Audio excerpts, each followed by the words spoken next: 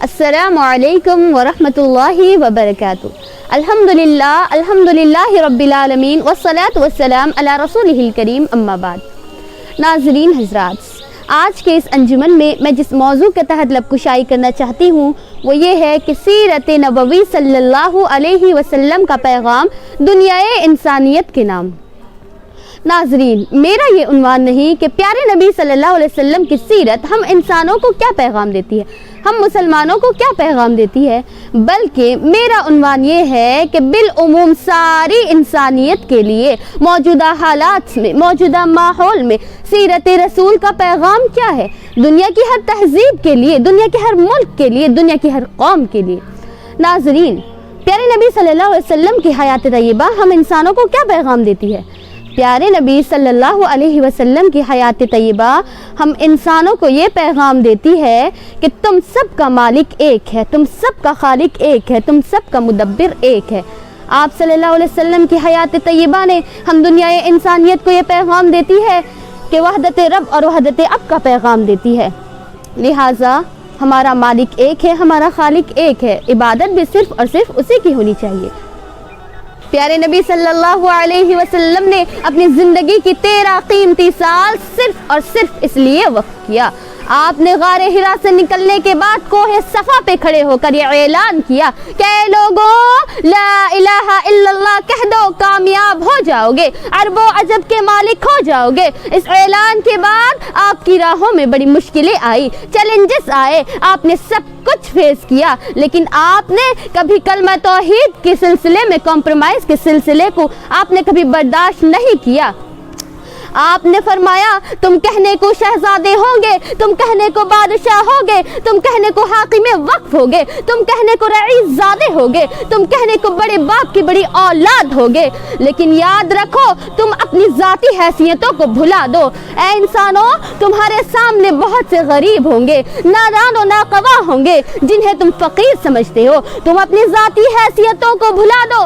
اے انسانوں، تمہاری حقیقت تو یہ ہے کہ کیا امیر، کیا غریب، کیا فقیر، کیا رقبہ، کیا حاکم، کیا محکوم، کیا گورا، کیا کالا، کیا خود شکل، کیا بد شکل، تم سب کے سب ایک باپ کے اولاد ہو.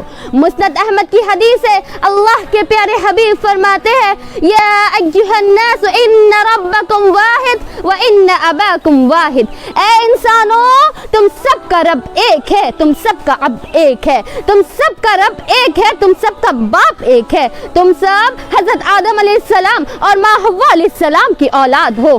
کسی عجمی کو عربی پر فضیلت حاصل نہیں ہے، کسی عربی کو عجمی پر فوقیت حاصل نہیں ہے، کسی کالے کو کسی گورے پر فضیلت حاصل نہیں ہے، کسی گورے کو کسی کالے پر فوقیت حاصل نہیں ہے. اگر یہاں فضیلت ملتا ہے، مقام ملتا ہے، رتبہ ملتا ہے تو اس کا معیار صرف اور صرف ایک، الا بالتقوی.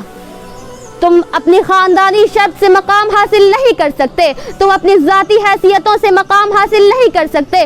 اللہ کے یہاں مقام و مرتبہ چاہتے ہو تو الا بالتقوی، تقوی ہی وہ واحد ذریعہ ہے جس سے تم اللہ کی نظروں میں مقبول و محترم ہو سکتے ہو. پیارے نبی صلی اللہ علیہ وسلم کی حیات طیبہ ہمیں ایک اور عظیم پیغام دیتی ہے کہ اخلاق سے ہی انسان کہلا سکتا ہے. جس کے اندر اخلاق نہ ہو، کیریکٹر نہ ہو، اسے انسان کہنا انسانیت کی توہین ہے.